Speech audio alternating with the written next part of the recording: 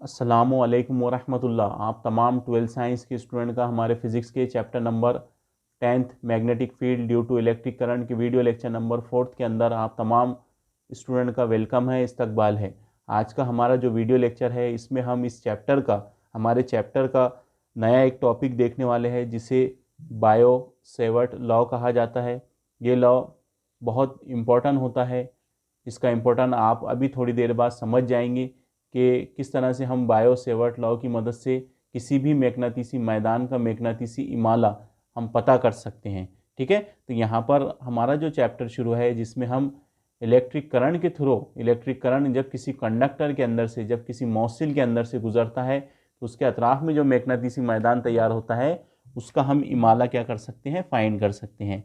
तो पहले हम यहाँ पर जर्नल जो हमको पता है कि जब किसी कंडक्टर के अंदर से जब किसी मौसिल के अंदर से हम बरकी रॉ को गुजारते हैं तो क्या होता है, उस मौसिल के अतराफ इस सर्कुलर पाथ में इस सर्कुलर शेप में क्या होता है, मैग्नेटिसी मैदान तैयार हो जाता है। उस मैग्नेटिसी मैदान के अंदर जो मैग्नेटिक फील्ड लाइन होती है, ये जो मैग्नेटिक फील्ड लाइन होती है ये इनफाइनाइट होती है, लामहदूद होती है। तो ये जो मैग्नेटिसी मैदान हमको मिलता है इस कंडक्टर के अंदर से बरकी रॉ को गुजारने के बाद, तो इसकी डायरेक्शन की दो पॉसिबिलिटी हो सकती है। एक तो इसका डायरेक्शन एंटी क्लॉकवाइज हो सकता है या तो इसका डायरेक्शन क्लॉकवाइज हो सकता है।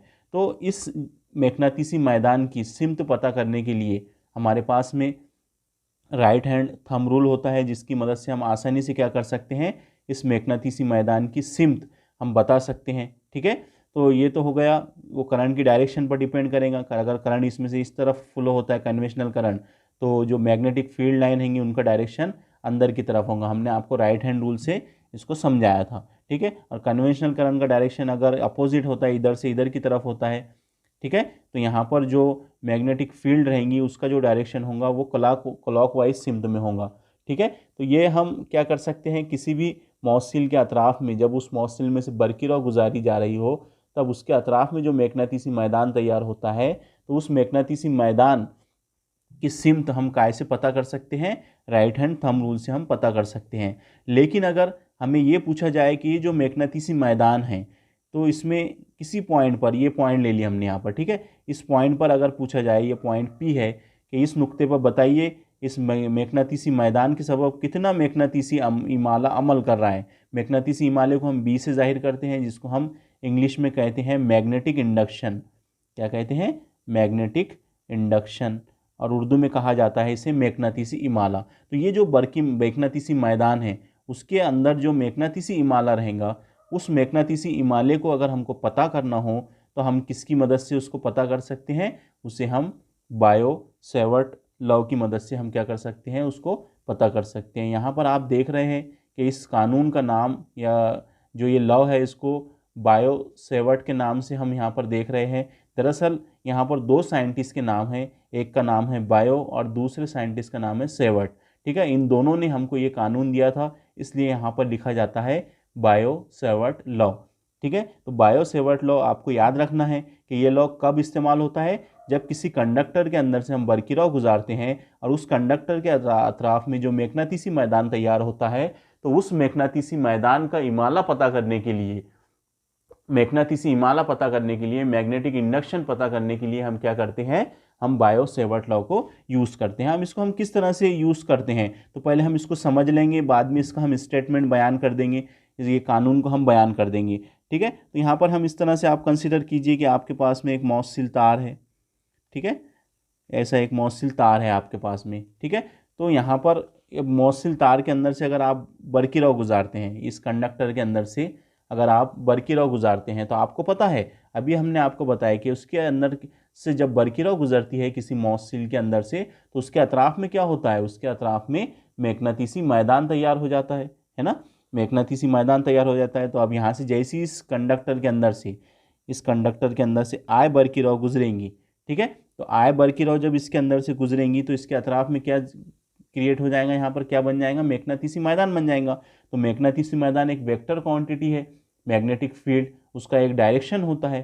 ठीक है, तो उसका जो डायरेक्शन होगा वो हम कंसिडर करते हैं कि वो जो मैग्नेटिसी मैदान तैयार हुआ यहाँ पर इस मौसिल के अतराफ में, उसका जो डायरेक्शन रहेगा वो इस सफ़े के, ये जो पेज है हमारा, ये जो मुस्तवी है हमारी, उसकी सतह पर वो क्या रहेगा, उमूदन रहेगा। इस तरह से जैसा पेन रखा हुआ है सफ़े के ऊपर, तो मैग्नेटिक फील्ड जो रहेंगी वो इस तरह से उमूदन रहेंगी, और उनकी जो सिमत रहेंगी वो किधर रहेंगी, वो अंदर की तरफ रहेंगी। क्योंकि हमने ये दो सिम्बॉल आपको इससे पहले भी बता चुके हैं कि अगर मैग्नेटिसी मैदान में आपको इस तरह का सिम्बॉल दिखे तो समझ लेना कि जो मैग्नेटिसी मैदान है वो उमूदन है, लेकिन उसका जो डायरेक्शन है वो अपवर्ड है।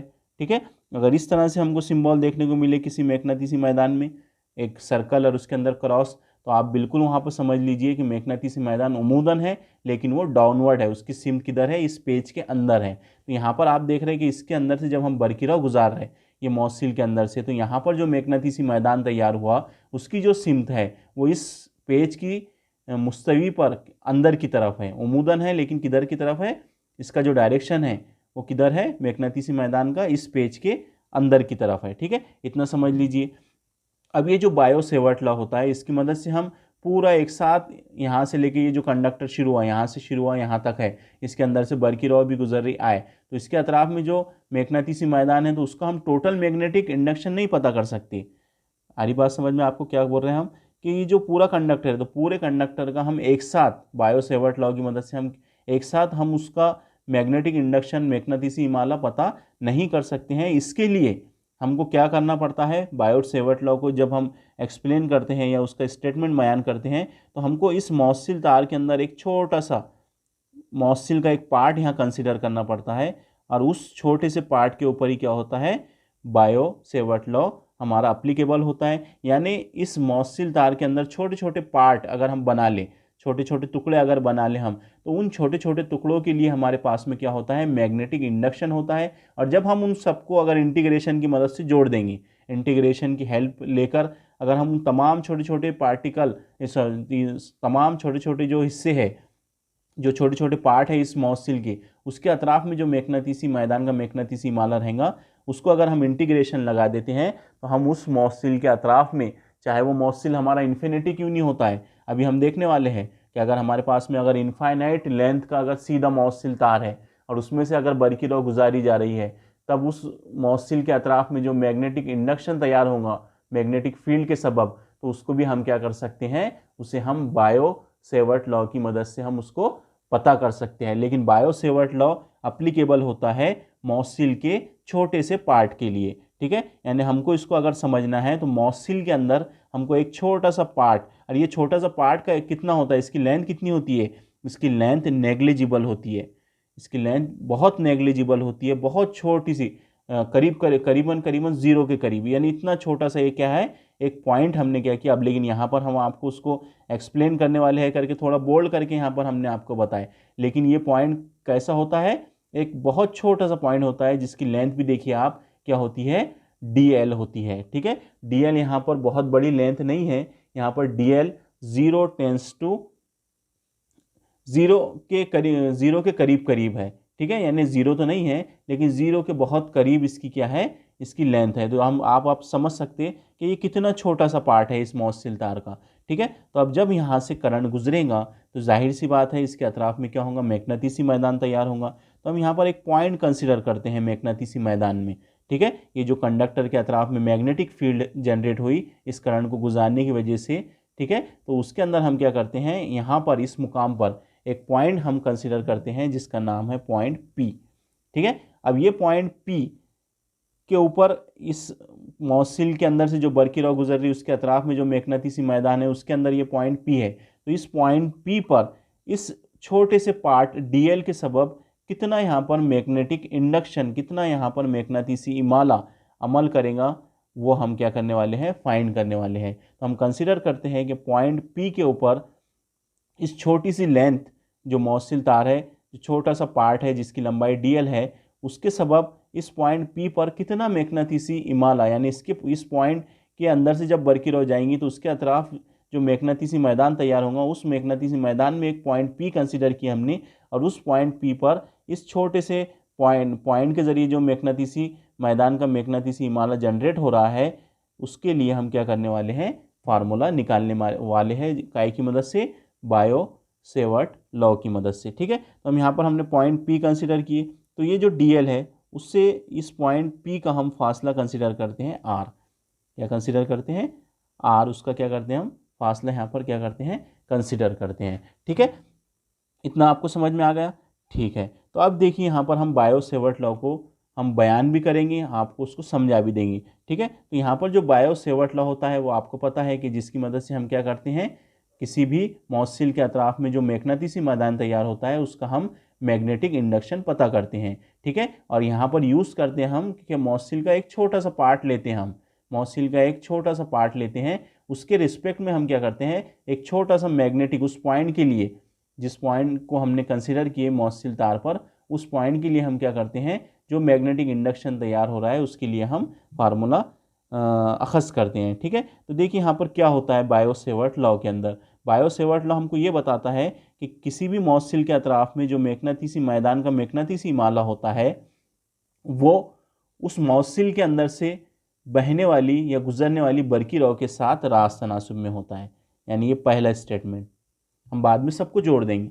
ठीक है, अभी हम आपको समझाने की कोशिश कर रहे हैं कि ये जो क्या कह रहा है बायो सेवर्ट लॉ हमको, कि किसी भी मॉसिल के अतराफ में जो मैग्नेटिसी मैदान तैयार होता है तो उसका जो मैग्नेटिसी इमाला होता है, जो कि यहाँ पर हमारे पॉइंट पी पर हम देख रहे हैं डी बी, ये इस मॉसिल के अंदर से बहने वाली करंट आई के साथ क्या होता है, रास्त तनासुब में होता है। अब इसको समझेंगे, हमको पता है कि रास्त तनासुब जब भी आ जाता है तो जब दो फिजिकल क्वांटिटी है और उनके दरमियान में रास्त तनासुब है तो हम एक चीज़ समझते हैं यहाँ पर कि एक अगर बढ़ती है, एक अगर फिजिकल क्वांटिटी बढ़ती है तो दूसरी भी बढ़ती है। तो अब यहाँ पर आप इमेजिन करो, ऐसे सोचो कि यहाँ से अगर हम करंट को बढ़ा देते हैं, करंट को अगर करंट की वैल्यू अगर हम कीमत बढ़ा देते हैं तो आपको तो पता है जितना ज़्यादा यहाँ से करंट फ्लो होगा, जितनी ज़्यादा उसकी कीमत बढ़ती जाएंगी तो उतना स्ट्रॉन्ग यहाँ पर मैग्नेटिक फील्ड रहेंगी, उसके अतराफ में उतना ज़्यादा क्या रहेगा, ताकतवर मैग्नेटिसी मैदान रहेगा। और उस ताकतवर मैग्नेटिसी मैदान की वजह से जो इमाला रहेगा, मैग्नेटिसी इमाला, वो भी ज़्यादा रहेगा। तो जाहिर सी बात है हम ये जनरली भी हम ये बोल सकते हैं कि ये डीबी यानी मैग्नेटिसी इमाला कब इंक्रीज हो सकता है, जब इस मॉसिल के अंदर से बरकी रॉ की कीमत बढ़ा दी जाए, उसको इंक्रीज कर दिया जाए, तब हमारा जो मैग्नेटिसी इमाला है वो क्या होता है, बढ़ता है। एक बात, ठीक है। और फिर हम ये भी कह सकते हैं कि ये जो हमारा मैग्नेटिसी इमाला है ये और किस तरह से बढ़ सकता है। तो आप यहाँ पर देखिए, ये जो DL है, अब ये एक छोटा सा पॉइंट हमने कंसिडर किया, उसकी लेंथ कितनी है, DL है। अगर मैं इसको और बढ़ा दूँ, यहाँ तक कि ये पॉइंट को मैं थोड़ा सा और बढ़ा दूँ, यानी DL में मैं इजाफा कर दूँ, तो क्या होगा, यहाँ पर हमने ज़्यादा हिस्सा कंसिडर कर लिया इस मौसिल तार का, तो जाहिर सी बात है इसके अतराफ में जो मैग्नेटिसी मैदान तैयार होगा वो और स्ट्रॉन्ग हो जाएगा, और वो और स्ट्रॉन्ग होगा तो जाहिर सी बात है उसका जो मैग्नेटिसी माला होगा DB वो और इंक्रीज होगा। तो हम यहाँ पर ऐसा लिख सकते हैं कि DB is directly proportional to DL।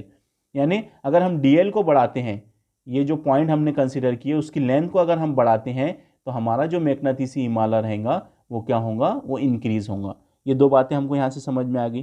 ठीक है, अब तीसरी बात, ये जो फासला देख रहे हैं आप, ये हमारा क्या है, इधर मॉसिल है या पॉइंट है जो हमने कंसिडर किए, और यहाँ पर एक हमारा नुक्ता P है जिस पर हम मैग्नेटिसी इमाला देख रहे हैं। अगर ये पॉइंट P को मैं यहाँ लेके चले जाऊँ, ये देखिए अब कहाँ आ गया पॉइंट P, यानी मैंने क्या किया, इस मॉसिल तार से इसको बहुत दूर मैंने एक पॉइंट P कंसिडर किया।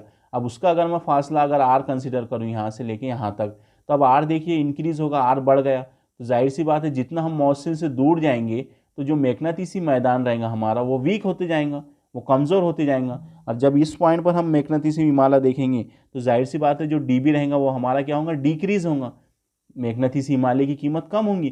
क्यों, क्योंकि यहाँ पर मॉसिल में सिर्फ जो बहने वाली बरकी रहा उसके सवाब जो जो मैग्नेटिसी मैदान तैयार हो रहा है वो यहाँ करीब में स्ट्रॉन्ग रहेगा, लेकिन जैसे जैसे हम दूर जाते जाएंगे, यहाँ पर जब हम पहुँच जाएंगे तो ये जो DB रहेगा हमारा पॉइंट P पर ज़्यादा रहेगा मैग्नेटिसी माला, लेकिन जब हम इतने दूर चले जाएंगे, यहाँ पर चले जाएंगे, तो ये जो मैग्नेटिसी माला रहेगा वो क्या होगा, उसकी जो कीमत होंगी वो डिक्रीज होंगी। तो यहाँ पर हम इस तरह से लिख सकते हैं कि पॉइंट P के ऊपर जो मैग्नेटिसी माला है वो 1/r², यानी DB जो है वो R² के साथ कायम है, माकूस तनासुब में है। यानी माकूस तनासुब में क्या होता है कि हमारा मैग्नेटिसी इमाला कब बढ़ेगा, ये कब इंक्रीज होगा मैग्नेटिसी इमाला, जब हमारा R कम होगा। यानी हम जितना करीब जाते जाएंगे इस मॉसिल के, यानी R को हम जितना कम करेंगे R की कीमत को, उतना हमारा ज़्यादा क्या होगा, वहाँ पर उसके करीब में मैग्नेटिसी इमाला हमको मिलेगा। और यहाँ पर हम जितना दूर जाएंगे, यानी R को जितनी कीमत बढ़ाते जाएंगे हम R की, तो हमारा मैग्नेटिसी इमाला क्या होता जाएगा, वो वीक होता जाएगा, कम होता जाएगा। तो ये तीन स्टेटमेंट आपको यहाँ समझ में आ गए। कि जो इस पॉइंट के ऊपर जो मैग्नेटिसी इमाला है वो करंट पर भी डिपेंड कर रहा है, करंट पर भी वो मुनस्सिर है। ये मैग्नेटिसी इमाला इस पॉइंट की लंबाई dl पर भी मुनस्सिर है। ये मैग्नेटिसी इमाला इस मौसिल तार से इस पॉइंट के दरमियान का जो फासला है r उस पर भी डिपेंड करता है। ठीक है, अब चौथी बात यहाँ पर एक बात का आप यहाँ ख्याल रखिए कि ये जो लेंथ है dl, ठीक है, ये भी एक वेक्टर क्वांटिटी है और उसके अंदर से करंट यहाँ से पास हो रहा है I।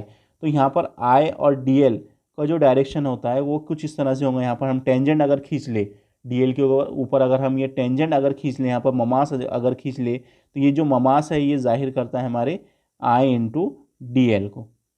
काय को जाहिर करता है I इंटू dl को, यानी dl क्या है, इस छोटे से पार्ट का क्या है, लेंथ है, और I क्या है, यहाँ पर इसमें से बहने वाला करंट है, इस dl के अंदर से बहने वाला करंट है। तो यहाँ पर I और dl का जो डायरेक्शन होगा वो सेम होगा। ठीक है, यहाँ पर I और dl का ये क्या है, डायरेक्शन है। तो यहाँ पर आप ऐसा भी बोल सकते हैं कि ये जो हमने यहाँ पर ये dl दिख रहा है, इतना इतना जो पार्ट है ये हमारा क्या है, dl, और यहाँ पर ये क्या है, r। तो यहाँ पर इनके दरमियान जो बनने वाला एंगल है थीटा। ठीक है, तो ये जो हमारा मैग्नेटिक इंडक्शन होता है वो इस थीटा के साइन थीटा पर क्या होता है, डिपेंड करता है। यानी हम ऐसा बयान कर सकते हैं कि dB is directly proportional to sine theta. ठीक है, तो यहाँ पर देखिए जो हमारा पॉइंट P के ऊपर का मैग्नेटिसी इमाला है वो करंट पर भी डिपेंड कर रहा है, dl पर भी डिपेंड कर रहा है, r पर भी डिपेंड कर रहा है, और साइन थीटा पर जो हमारे dl और वेक्टर r के दरमियान में बनने वाला जाविया है, जाविया थीटा, उस पर भी, उसके साइन के ऊपर भी क्या करता है, साइन थीटा पर भी क्या करता है, डिपेंड करता है। अब ये तमाम इक्वेशन को अगर हम जोड़ दें तो हमको एक इक्वेशन मिलेंगी, dB इज डायरेक्टली प्रोपोर्शनल। अब डायरेक्टली प्रोपोर्शनल में कौन कौन है, I क्रॉस dl, सबको मिला रहे हैं हम एक साथ क्योंकि इधर तो dB है। ठीक है, इधर क्या है, I इंटू dl क्रॉस इधर क्या है, साइन थीटा। ये तीनों भी क्या है, रास तनासुब में है, और माकुस तनासुब में कौन है, 1/r²। तो ये जो इक्वेशन दिख रही है आपको, यही कहलाता है हमारा बायो-सेवर्ट लॉ।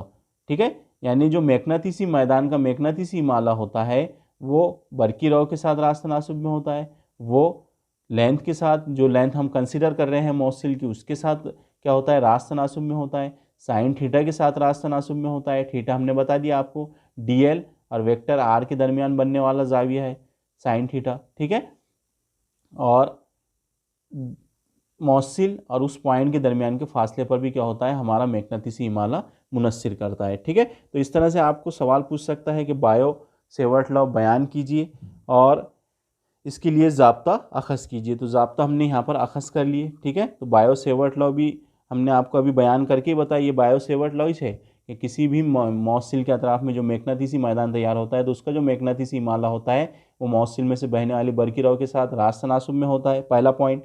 दूसरा पॉइंट इस तरह से बोलेंगे हम कि जो मैग्नेटिसी इमाला होता है वो लेंथ, मौसिल की लेंथ के साथ, यानी dl के साथ, यहाँ हमने dl कंसिडर किया हमारे एग्जाम्पल में, dl के साथ क्या होता है, रास तनासुब में होता है। इसी तरह से जो मैग्नेटिसी इमाला होता है हमारा, ठीक है, वो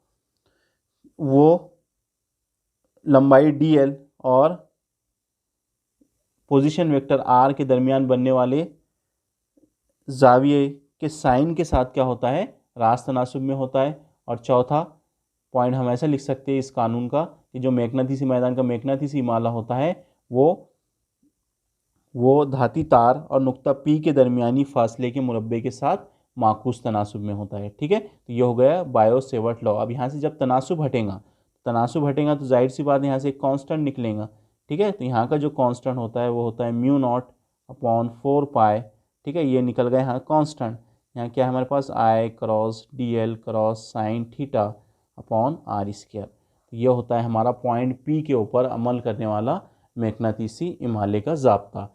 ठीक है, तो इस तरह से हम बायो-सेवर्ट लॉ की मदद से क्या कर सकते हैं, हम किसी भी मैग्नेटिसी मैदान में जब किसी मौसिल से बरकी रॉ गुजर रही है और उसके अतराफ़ में जो मैग्नेटिसी मैदान तैयार होता है तो उसमें मौजूद किसी भी नुक्ते पर हम क्या कर सकते हैं, हम मैग्नेटिसी इमाला फाइंड कर सकते हैं। तो ये पॉइंट P के लिए हमने सिर्फ एक पॉइंट P के लिए हमने क्या किया, यहाँ पर मैग्नेटिसी इमाला निकाले।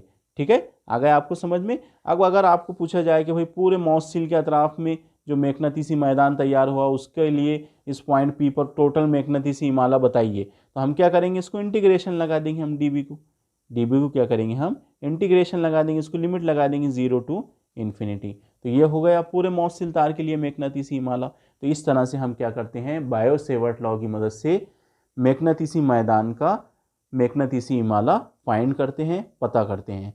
ठीक है, तो अब हमारा बायो सेवर्ट लॉ हो चुका है। जैसा कि उसका फार्मूला आप देख रहे हैं कि ये पॉइंट पी के लिए हमने मैग्नेटिसी इमाला फाइंड किए थे, μ0/4 I cross dl cross sine theta upon R square. ठीक है, तो इस लॉ को इस्तेमाल करते हुए अब हमको एक क्वेश्चन पूछा गया है, ठीक है, कि एक मौसिल तार दिया गया है जो कि इनफाइनाइट लंबाई का है, लामहदूद लंबाई का एक मौसिल तार दिया गया है। और वो कैसा मौसिल तार है, वो एक सीधा स्ट्रेट तार है। ठीक है, और उसके अंदर से बरकीराव गुजारी जा रही है, उसके अतराफ में आपको पता है मैग्नेटिसी मैदान तैयार होगा, और मैग्नेटिसी मैदान का जो मैग्नेटिसी इमाला रहेगा उसके लिए हमको क्या करना है, ज़ाब्ता अखज़ करना है। तो हम बायो सेवर्ट लॉ की मदद से क्या करेंगे, इस तवील लंबाई वाले तार के अतराफ में जो मैग्नेटिसी इमाला तैयार हो रहा है उसको हम फाइंड करेंगे। लेकिन बायो सेवर्ट लॉ जब भी इस्तेमाल किया जाता है, आपको पता है कि हमको सबसे पहले क्या करना पड़ता है, उस मौसिल के अंदर एक पॉइंट कंसीडर करना पड़ता है, एक छोटा सा पार्ट कंसीडर करना पड़ता है।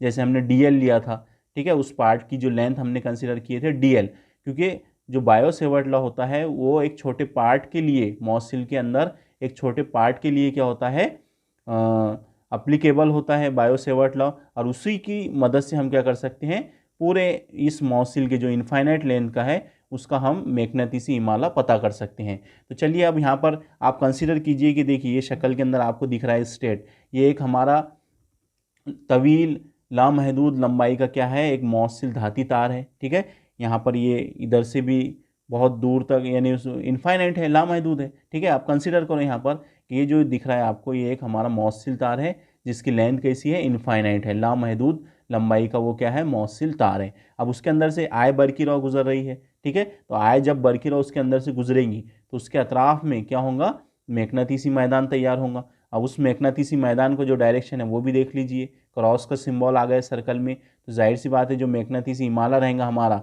वो उमूदन रहेगा इस सफ़े के ऊपर, लेकिन उसका जो सिमत रहेंगी वो इसके अंदर की तरफ रहेंगी। ठीक है, क्योंकि ये सिंबल अंदर की तरफ के लिए यूज़ होता है, उमूदन लेकिन अंदर की तरफ। ठीक है, इनवर्ड, ठीक है, सॉरी डाउनवर्ड क्या है, मैग्नेटिक फील्ड का डायरेक्शन है इस सफ़े के, इस पेज के अंदर की तरफ। ठीक है, तो ये मैग्नेटिसी मैदान का डायरेक्शन हो गया, राइट हैंड रूल से हम इसको पता कर सकते हैं। लेकिन अब इस के अंदर जो मैग्नेटिसी इमाला इसके अतराफ में, जो मौसिल के अतराफ में तैयार हो रहा है, उसी के लिए हमको ज़ाब्ता अखज़ करना है with the help of bio Savart law. तो यहाँ पर हम जैसे हमने इससे पहले कंसीडर किए थे कि इस पॉइंट की जो लंबाई है वो डीएल है, कंसीडर करो आप यहाँ पर इसकी, इस पॉइंट की लेंथ क्या है, डीएल है। ठीक है, अब उससे हमने आर फासले पर एक पॉइंट पी कंसीडर किए, जैसा हमने इससे पहले बताया आपको, पॉइंट पी क्या है, डीएल से पॉइंट पी का जो फासला है वो स्मॉल आर है, और जो हमारा मौसिल तार है उससे नुक्ता पी का जो फासला है वो क्या है, हमारा कैपिटल आर है। ठीक है, तो यहाँ पर आपको कन्फ्यूज़ नहीं होना है, कैपिटल आर जो है वो मौसिल से नुक्ता पी का फासला है, और यहाँ पर स्मॉल आर जो है वो जो हमने छोटा सा पार्ट यहाँ पर कंसीडर किए डीएल, ठीक है, उससे पॉइंट पी का क्या है, फासला है। ठीक है, तो इस तरह से ये डायग्राम है। ठीक है, अब यहाँ पर क्या करेंगे, हम इस पॉइंट पी के लिए मैग्नेटिसी इमाला हम फाइंड कर सकते हैं इस ज़ाब्ते की मदद से। ठीक है, ये ज़ाब्ता लिखा हुआ है ऑलरेडी, उसके लिए है ये ज़ाब्ता, पॉइंट पी के लिए अगर मैग्नेटिसी इमाला पता करना है तो ये है हमारे पास ऑलरेडी। लेकिन हमको यहाँ ये नहीं बोला गया कि सिर्फ पॉइंट पी के लिए मैग्नेटिसी इमाला पता करो, बल्कि ये बोला गया कि ये जो इनफाइनाइट लेंथ का जो मौसिल तार है इसके अतराफ में जो मैग्नेटिसी मैदान तैयार हो रहा है उसके लिए हमको टोटल क्या करना है, मैग्नेटिसी इमाला उसके लिए हमको पता करना है। तो अब मैं कंसिडर करूँ इस पॉइंट के ऊपर जो तार है, ऊपर का जो हिस्सा है, इस डीएल लंबाई के जो ऊपर का हिस्सा है उसका मैग्नेटिसी इमाला मैं इस तरह से कंसीडर कर सकता हूँ। देखिए इधर, अगर पॉइंट पी के उस डीएल लेंथ के लिए, डीएल लेंथ के लिए अगर मेरे पास में मैग्नेटिसी इमाला डी भी है, अभी हमने बोले, तो अगर मुझे ऊपर के जो हिस्सा है, मौसिल तार के ऊपर का जो हिस्सा है, ठीक है, उसके लिए अगर टोटल मैग्नेटिक इंडक्शन पता करना है तो मैं क्या करूँगा, इसको इंटीग्रेशन लगा दूंगा, है ना, मैं क्या करूँगा, इसको dB को इंटीग्रेशन लगा दूंगा। तो अब ये जो dB मिल गया मुझको, इंटीग्रेशन ऑफ dB, ये क्या बता रहा है कि ये जो हमने मौसिल तार लिए सीधा स्ट्रेट, ठीक है, तो ये DL के ऊपर का जो मैग्नेटिसी हिमालय रहेगा वो क्या रहेगा, इंटीग्रेशन ऑफ DB। इसी तरह से इस DL के नीचे का जो मौसिल तार है हमारा बचा हुआ, अब ये कहीं तक भी हो सकता है, ठीक है, तो इस DL के नीचे का जो मैग्नेटिसी हिमालय रहेगा उसको भी हम कैसे बता सकते हैं, इंटीग्रेशन ऑफ DB की मदद से। अगर अब मैं आपको पूरा पूछ लूँ कि इस पूरे मौसिल तार के अतराफ में जो मैग्नेटिसी मैदान तैयार हो रहा उसका टोटल मैग्नेटिक इंडक्शन कितना होगा, तो आप इन दोनों को, इसको और इसको आप क्या कर लेंगे, ऐड कर लेंगे, यानी integration of DB plus integration of DB is equal to आपका क्या रहेगा, उस पूरे जो स्ट्रेट आपका जो इनफाइनाइट लेंथ का जो मौसिल तार है उसका कुल मैग्नेटिसी हिमालय B रहेगा, ठीक है, और B इज इक्वल टू क्या रहेगा, DL से ऊपर का मैग्नेटिसी कुल हिमालय और DL से नीचे का कुल मैग्नेटिसी हिमालय, ठीक है। अब यहाँ पर जो इंटीग्रेशन है उसको लिमिट भी पुट कर सकते हैं हम। अगर यहाँ से हम जीरो लेंथ कंसीडर करते हैं तो ऊपर कहाँ तक जा सकता है, ये इन्फिनिटी तक, तो इधर ही होगी इसकी लेंथ, इसका जो लिमिट इंटीग्रेशन का वो 0 टू इन्फिनिटी। यहाँ से भी अगर हम जीरो से कंसीडर करें तो यहाँ तक इसकी लेंथ किधर, नीचे तक कितनी लेंथ हो सकती है, इनफाइनाइट, तो इसलिए इसकी भी हम लिमिट पुट कर सकते हैं, वो क्या हो जाएंगी, 0 टू इनफाइनाइट। तो ये हो गया DL से ऊपर का कुल मैग्नेटिसी हिमालय और ये हो गया DL से नीचे का कुल मैग्नेटिसी हिमालय। इसलिए टोटल जो मैग्नेटिक इंडक्शन रहेगा इस पूरे कंडक्टर का वो क्या रहेगा, हमारा कैपिटल B, ठीक है। तो हम ऐसा लिख सकते हैं capital B is equal to integration of DB plus integration of DB, ठीक है। तो ये देखिए यहाँ पर कुछ इस तरह से है, ये देखिए अभी जो मैंने फार्मूला बताया आपको कि DL से ऊपर का कुल मैग्नेटिसी हिमालय प्लस DL से नीचे का कुल मैग्नेटिसी हिमालय DB, दोनों तरफ DB है, इसलिए कितना हो गया 2DB, इंटीग्रेशन ऑफ 2DB, ठीक है। तो इसको हम ऐसा लिख सकते हैं B integration of DB plus integration of DB क्या हो जाएगा, 2 इंटीग्रेशन ऑफ DB, ठीक है। तो इसको हम ऐसे लिख सकते हैं, ठीक है। अब DB की वैल्यू अभी हमने बायो सेवर्ट लॉ में पढ़े क्या होती है, पॉइंट P के लिए क्या होता है मैग्नेटिसी हिमालय, μ0 upon 4 pi I cross DL cross sine theta upon R square, ठीक है। यहाँ पर देखिए इंटीग्रेशन लगा हुआ है, तो अब ये किसके लिए, पूरे मौसिल तार के लिए इंटीग्रेशन लग गया 0 टू इन्फिनिटी, और सामने क्या है 2 है, दो साइड के लिए। अब μ0 अपॉन 4 पाई ये कांस्टेंट है, तो इसको हम क्या करेंगे, इंटीग्रेशन से बाहर निकाल देंगे, तो ये इंटीग्रेशन से बाहर आ जाएगा, ठीक है। और ये जो टर्म है ये इस तरफ इंटीग्रेशन में रहेंगी, इधर देखिए इधर 2 है, तकसीम में 4 है, इसलिए 2 1 2, 2 दूनी 4, ठीक है। तो ये ऊपर बचेगा μ0 अपॉन 2 पाई, ठीक है। इधर ये इक्वेशन है सेम, ठीक है, ये मिल गया हमको इक्वेशन नंबर 1, ठीक है। अब ये जो हमारा पॉइंट P था, अब देखिए यहाँ पर थोड़ा हम पाइथागोरस थ्योरम यूज़ करेंगे यहाँ पर, ठीक है, क्योंकि ये जो फार्मूला है इक्वेशन 1 में हमको साइन थीटा की वैल्यू रखना है, ठीक है, और साथ ही साथ हमको R की भी वैल्यू रखना है, तो हम R की वैल्यू भी फाइंड कर सकते हैं इस शक्ल के ऊपर से, और साइन थीटा की भी हम वैल्यू यहाँ पर राइट एंगल ट्रायंगल की मदद से हम उसको फाइंड कर सकते हैं। तो यहाँ देखिए उस तरह से वही शक्ल है हमारी, ये मौसिल से जो फासला है पॉइंट P का वो R है, ठीक है, DL से जो पॉइंट P का फासला है वो R है। यहाँ पर जो एंगल बना था हमने आपको बताए थे DL और इस R पोजीशन वेक्टर के दरमियान जो एंगल बना था वो थीटा रहेगा, तो जाहिर सी बात है जब ये थीटा रहेगा तो इधर का जो एंगल रहेगा वो इस थीटा के क्या होगा, मसावी होगा, और इसकी जो वैल्यू रहेंगी वो कितनी रहेंगी,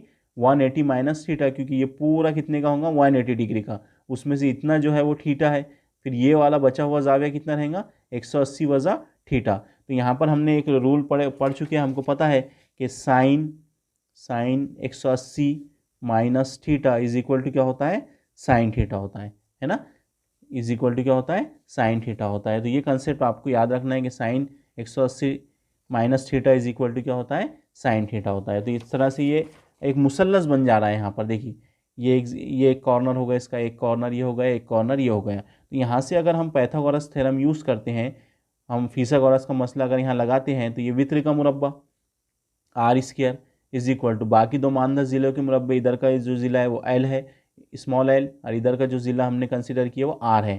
तो ये क्या हो जाएगा, पाइथागोरस थ्योरम से वित्र का मुरब्बा बाकी दो मानदंड जिलों के मुरब्बे के मजमूए की क्या होता है, मसावी होता है। इधर का स्क्वायर हटेगा R पर का, इस पर क्या लगेगा, जज़र लगेगा। तो R की वैल्यू मिल गई आपको, देखिए R की वैल्यू क्या है आपके पास, R स्क्वायर की वैल्यू क्या है आपके पास में, L square plus R square, ठीक है। अब यहाँ से अगर साइन थीटा अगर मुझे निकालना है तो साइन थीटा बराबर क्या होता है, मुकाबिल का ज़िला बटे वित्र, मुकाबिल का ज़िला बटे वित्र, है ना। यहाँ से अगर ये मेरा साइन थीटा, अभी हमने बोले साइन थीटा बराबर किसके होता है, 180 माइनस थीटा के बराबर होता है। तो यहाँ पर साइन थीटा अगर मैं निकालूँ तो उसका क्या मिलेगा मुझे वैल्यू, मुकाबिल का ज़िला बटे वित्र, यानी capital R upon small r, ठीक है। तो यहाँ पर मेरा साइन थीटा, यानी देखिए मैंने यहाँ लिख दिया हूँ आपको, साइन 180 माइनस थीटा बराबर क्या होता है, साइन थीटा होता है। साइन थीटा हमारी शक्ल के मुताबिक मुकाबिल का जिला बटे वित्र, तो ये sine theta is equal to मुकाबिल का जिला बटे वित्र। यहाँ से अगर मुझे आर की वैल्यू मैं यहाँ रख दूँ, जो मुझे अभी मिली L square under root L square plus R square, तो ये इस तरह से हो जाएगा फार्मूला।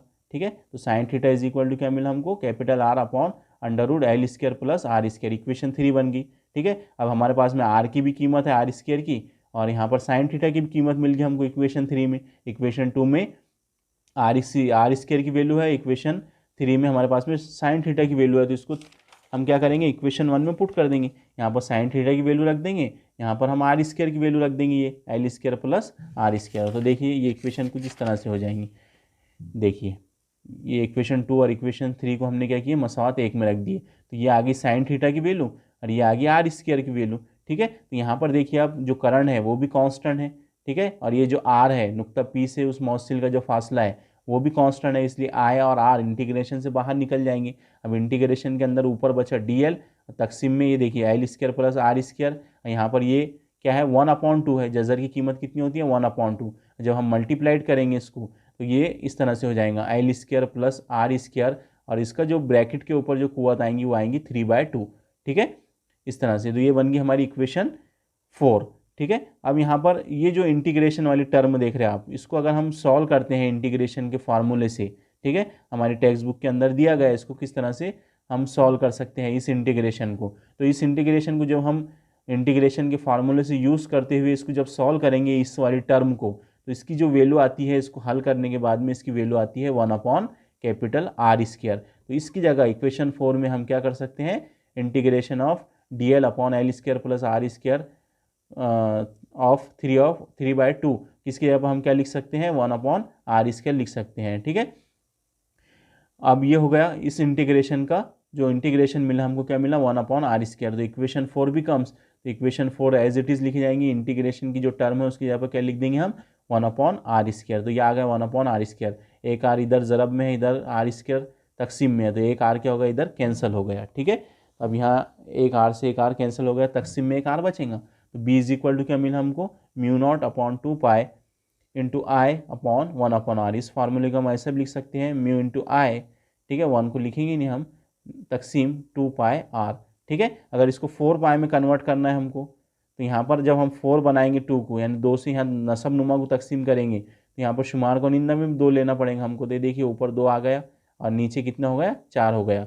तो इसको हम कांस्टेंट की शक्ल में, कांस्टेंट को अगर हम अलग निकाल लेते हैं μ0/4π, तो इधर क्या मिलता है हमको 2i/r। तो ये भी जो ज़ाब्ता मिल रहा है हमको यहाँ, ये जो ज़ाब्ता मिला, तो ये ज़ाब्ता है किसी इनफाइनाइट मौसिल तार में से जब बरकी राव गुजारी जाती है, किसी लामहदूद लंबाई के मौसिल तार में से जब बरकी राव गुजारी जाती है, तो उसके अतराफ़ में जो कुल मैग्नेटिसी इमाला होता है b इज इक्वल टू क्या होता है μ0I/2πr या μ0/4π इंटू 2i/r। ठीक है, इधर आप 2 से 4 को कैंसिल करेंगे तो आंसर ये चाहने वाला है आपका। ठीक है, इसलिए ये था हमारा, हमने बता दिए, हमने बायो सेवर्ट लॉ की मदद से हमने इतने बड़े इनफाइनाइट लेंथ का जो मौसिल तार था उसके अतराफ़ में जो मैग्नेटिसी मैदान तैयार हो रहा है उसके लिए हमने ज़ाब्ता अखज़ कर लिए। ठीक है, अब हमारा बायो सेवर्ट लॉ की मदद से ही हमको अब क्या करना है, एक नया क्वेश्चन है हमारे पास में, देखिए, जो साबित कीजिए कि दो मुतवाज़ी तवील बर्क गुजार धाती तारों के दरमियान मैग्नेटिसी क़ुव्वत कशिश पैदा होती है। और यानी यहाँ पर क्या बोला जा रहा है कि दो मौसिल तार दिए जाएंगे आपको जो कि बहुत तवील है, उनमें से जब आप दोनों के अंदर से जब बरकी राव आप गुजारेंगे और बरकी राव का डायरेक्शन अगर सेम रहेगा, तो उनके दरमियान में क्या बताया जा रहा है कि उनके दरमियान में मैग्नेटिसी क़ुव्वत कशिश पैदा होती है। और अगर दोनों एक दूसरे का एंटी पैरेलल हो, यानी एक में से बरकी राव का डायरेक्शन इधर है और दूसरे मौसिल तार में बरकी राव का डायरेक्शन कुछ इस तरफ है, यानी एक दूसरे का एंटी पैरेलल अगर हो, तो इनके दरमियान में क़ुव्वत दिफ़ा पैदा होती है। ठीक है, यानी क़ुव्वत कशिश और क़ुव्वत दिफ़ा बताना है हमको दो मौसिल के दरमियान में मैग्नेटिसी क़ुव्वत, कभी क़ुव्वत कशिश मिलेगी हमको, कभी हमको क़ुव्वत दिफ़ा मिलेंगी। तो क़ुव्वत कशिश कब मिलेंगी हमको, देखिए मैं यहाँ बताता हूँ आपको, तो जब दो कंडक्टर पैरेलल रहेंगे और दोनों के अंदर से बरकी राव का जो डायरेक्शन रहेगा वो सेम रहेगा, तो यहाँ पर इनके दरमियान में जो मैग्नेटिसी क़ुव्वत मिलेंगी हमको वो कैसी रहेंगी, एट्रैक्टिव नेचर की रहेंगी, वो कुव्वत कशिश हमको वहाँ पर मिलेंगी। ऐसा हमको साबित भी करना है, ठीक है। अगर दो हमारे पास में मौसिल है लेकिन वो एक दूसरे के एंटी पैरेलल है, इसमें से इधर बर की रॉ गुजर रही है आई और इसमें से इधर बर की रॉ गुजर रही है आई, तो यहाँ पर जो मैग्नेटिक फोर्स क्रिएट होंगी, मैग्नेटिसी कुव्वत, वो आपको कैसी मिलेंगी, रिपल्सिव मिलेंगी, वहाँ पर कुव्वत दिफा आपको देखने को मिलेंगी। तो ये दोनों बातें हमको साबित करना है कि जब हम कोई दो तवील मौसिल तार लेते हैं और उनके अंदर से हम कभी बरकिराव गुजारते हैं और वो कभी पैरेलल फॉर्म में हो और वो अगर एंटी पैरेलल फॉर्म में हो, तो आपको साबित करना है कि जब वो पैरेलल फॉर्म में होते हैं तो उनके दरमियान कुव्वत कशिश पैदा होती है, और जब वो एंटी पैरेलल होते हैं तब उनके दरमियान में कुव्वत दिफा पैदा होती है, ठीक है। तो कुछ इस तरह से सिंपल क्वेश्चन है, उसका डायग्राम आप देख सकते हैं यहाँ पर, ठीक है। यहाँ पर दो मौसिल तार है, एक W1 और दूसरा W2।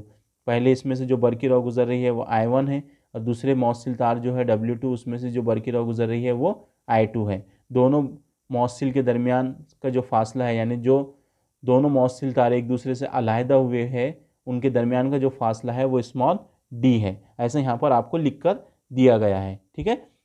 देखिए अब यहाँ पर ये तो मैंने बता दिया, यहाँ पर हम क्या करेंगे, मैग्नेटिसी कुव्वत मालूम करने के लिए बायो-सेवर्ट लॉ को इस्तेमाल करेंगे, ठीक है। तो तार W1 में से गुजर रही बरकी रॉ I1 की वजह से तार W2 पर तैयार होने वाला मैग्नेटिसी हिमालय दर्ज झैल होगा। अब करंट I इसमें से गुजर रहा है W1 वायर में, तो जाहिर सी बात है इसके अतराफ मैग्नेटिसी मैदान तैयार होगा। तो W2 के ऊपर जो मैग्नेटिसी मैदान अमल करेगा तो वो हम इस तरह से बता सकते हैं, वो क्या होगा, W2 पर अमल करने वाला मैग्नेटिसी हिमालय क्या होगा, μ0/2 पाई I इंटू डी। ये अभी हमने ज़ाब्ता यूज़ किया, ऊपर देखिए यहाँ पर है μ0/2 पाई I/r। अब यहाँ पर r बोले तो फासला था पॉइंट P से उस मौसिल तार का, यहाँ पर d क्या है, हमारा दोनों मौसिल तार का दरमियानी फासला।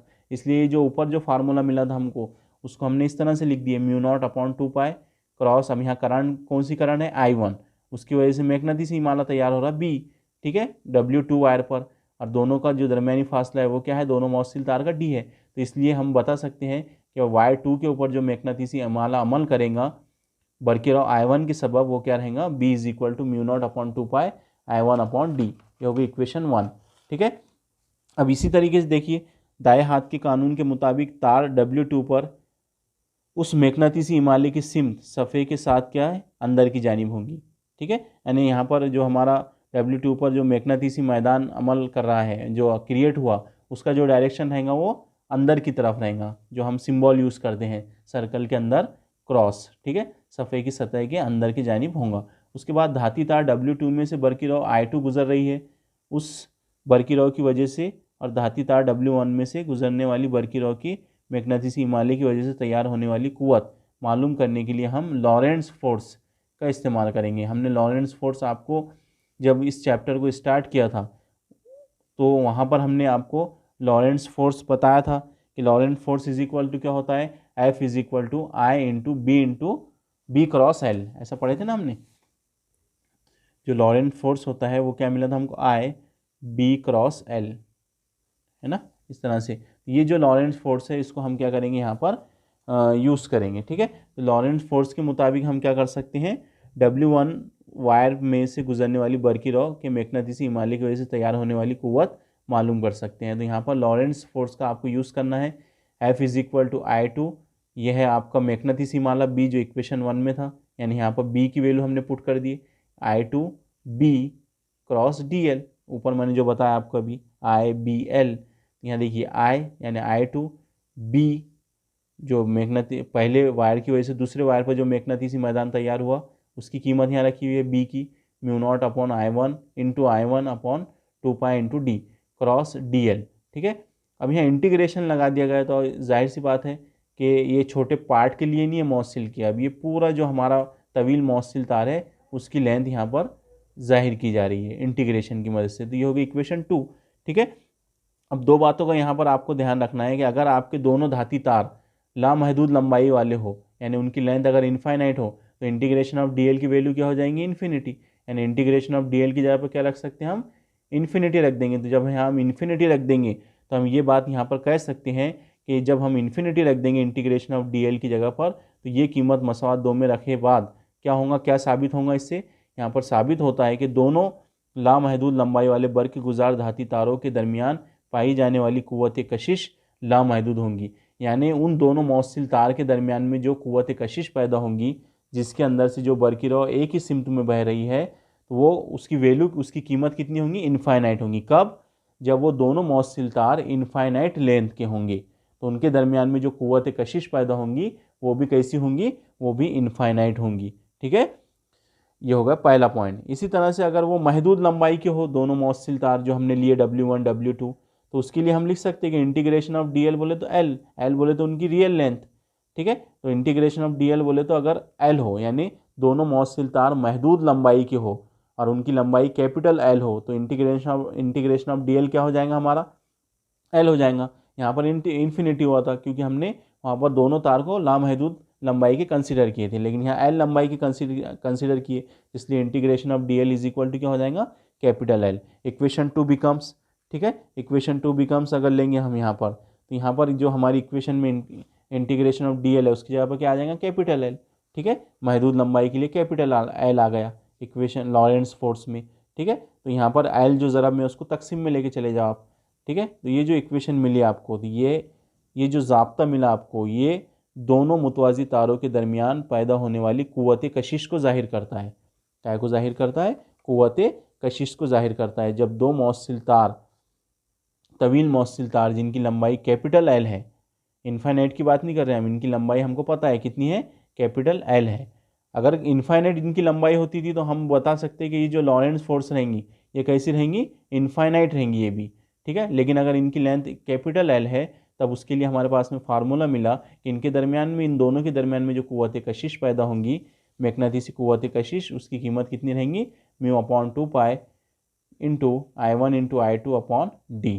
ठीक है, अब अगर एंटी पैरेलल की बात करें हम, कि दोनों मौसिल तार एंटी पैरेलल हो एक दूसरे के, तो क्या होगा?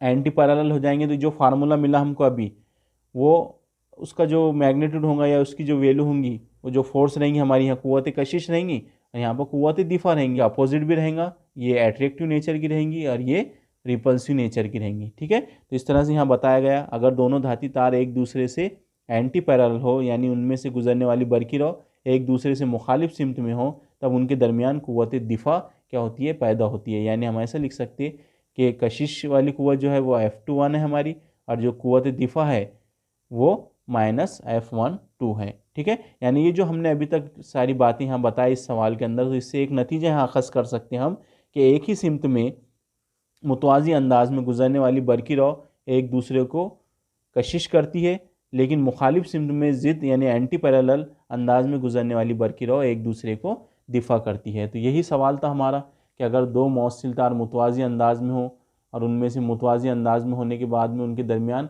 कुव्वत कशिश पैदा होती है, ये साबित कीजिए। ठीक है, और जब एंटी पैरेलल होते हैं दो मौसिल तो उनके दरमियान में कुव्वत दिफा होती है, ये साबित कीजिए। तो इस है, तो आज के लिए इतना ही। खुदा हाफिज़, थैंक्स।